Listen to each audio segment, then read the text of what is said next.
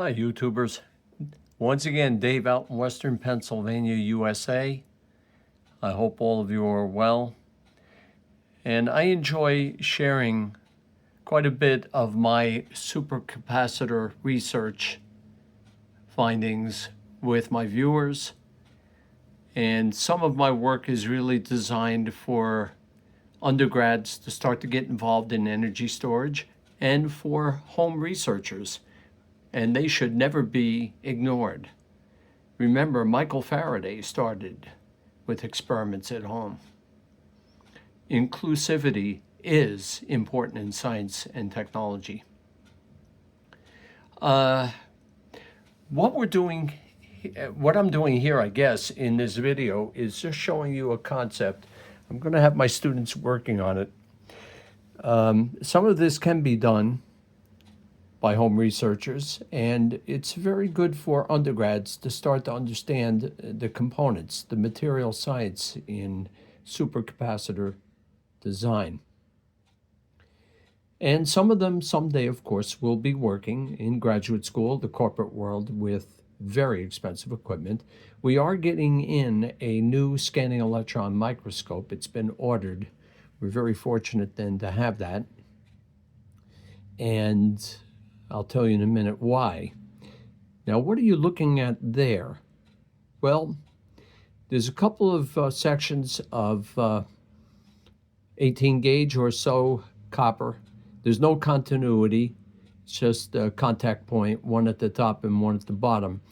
There's some shrink wrap, and the shrink wrap has with it a section of this interesting activated carbon on one side, porous paper on the other. Let me see if I can get it in focus. This captured my interest because anybody who works with supercaps know that sometimes besides your electrode, you're going to need surface area. And activated carbon has done us very well. Now, in Walmart, I picked up some refrigerator air filter paper, accordion style. Let me pull a section out. And that's activated carbon. It's not just charcoal, it's activated carbon. And this has to be, and I know it is, porous paper. That's important. Because when you're designing a supercap, if you have the surface area of activated carbon, and this would be a thin film, you need the porosity because you're going to have an electrolytic solution. And we work with deep eutectic solvents, and some of the ones we work with are very simple to prepare.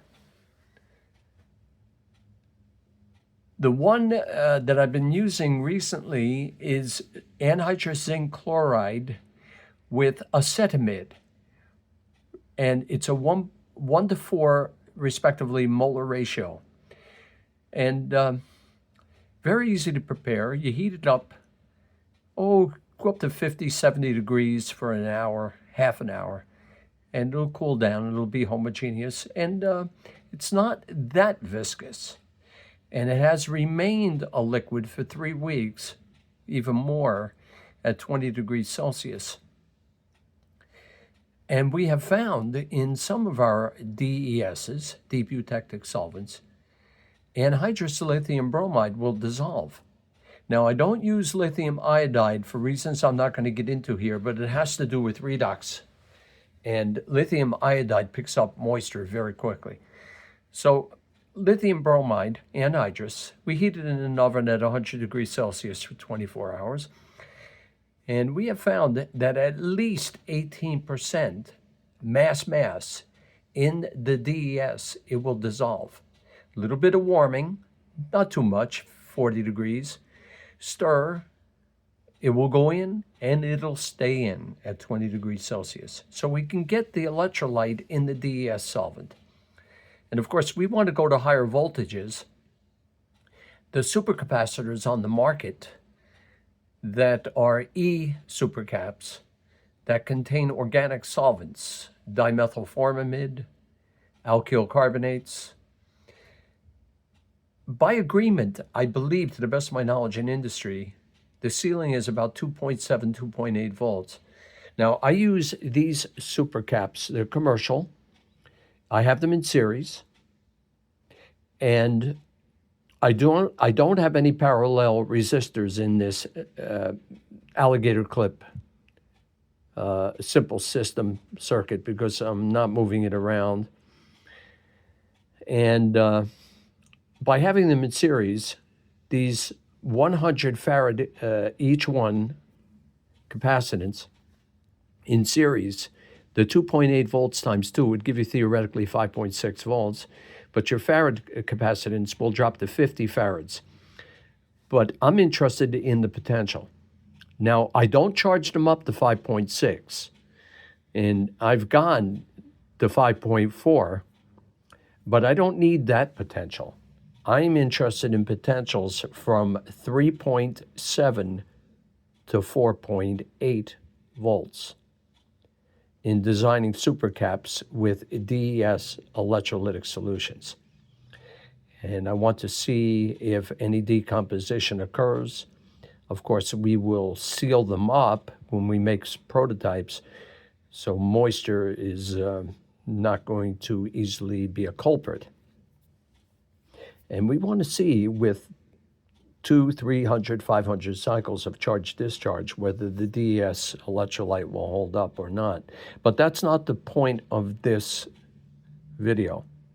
The point is that I have this small prototype, and it is a section of this activated carbon. I'll have my students investigate whether we want the carbon to be inward or outward.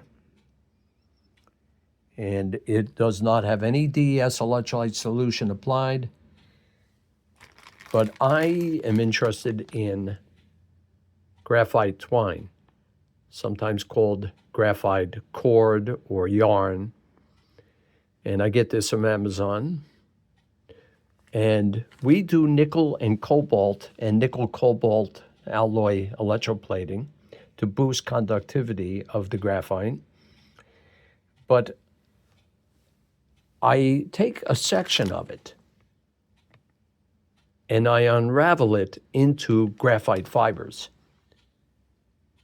And you can see that what I'm doing is taking a small section of graphite felt. Here's one right here.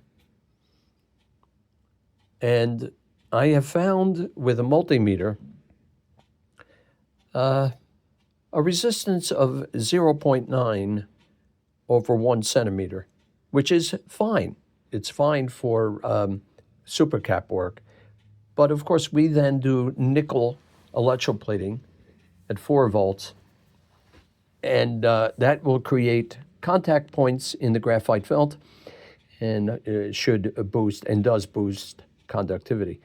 So here, I did not clean this section, small section of graphite support. A couple of pieces of copper as lead, and but it's not has no continuity. Just 2 small sections of copper, one in one end, one of the other of the graphite felt for now. And then I take some of the graphite yarn and unwind it in order to get the graphite fibers. Not all fiber, but some.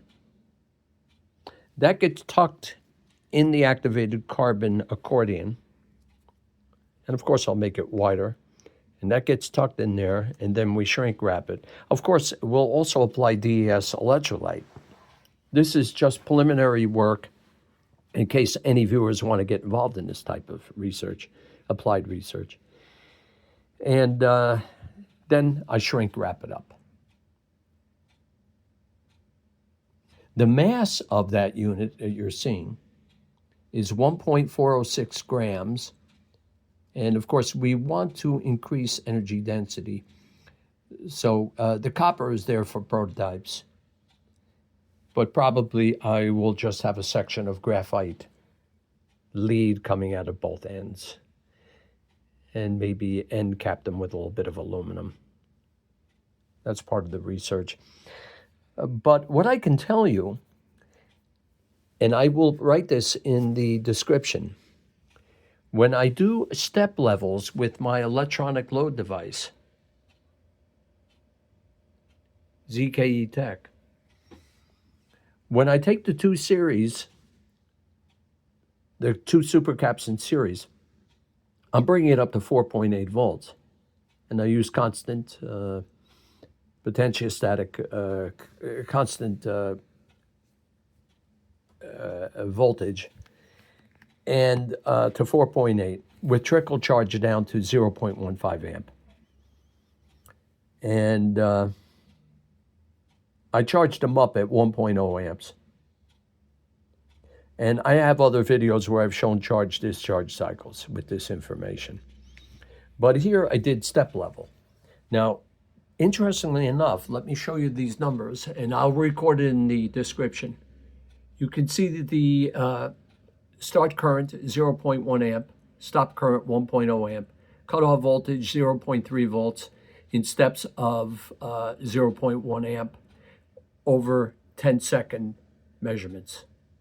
So here you can see the currents, the voltages, and the power outputs. Of course, from these, Ohm's law, we can determine the resistance by having this prototype in the circuit with the Supercaps. So I will put the numbers down. Here you can see the two Supercap series. And you can see we're getting up to a high of 2.5 watts at the 0.9, 900 milliamps. And the numbers for this little prototype, you can see, we'll boost it up by cleaning the yarn and the graphite felt with isopropyl alcohol, then depositing some nickel, and then we'll look at nickel cobalt in the same bath alloy, and we'll get that up. We'll get that power output to increase. But I find it intriguing, particularly for Supercaps that are flexible. And you can see that what I did here was to take some of that yarn and unraveled some of it into fiber and wrapped it around the support of graphite. And then we tuck it in the activated carbon. And of course, now we'll start to apply the DES electrolyte and begin to study cycles of charge-discharge, looking for stability, and particularly power output. So we'll have videos as we go up and running. I never like to show finished products. I like to show ground floor startup. And I thank you very much for watching. Bye for now.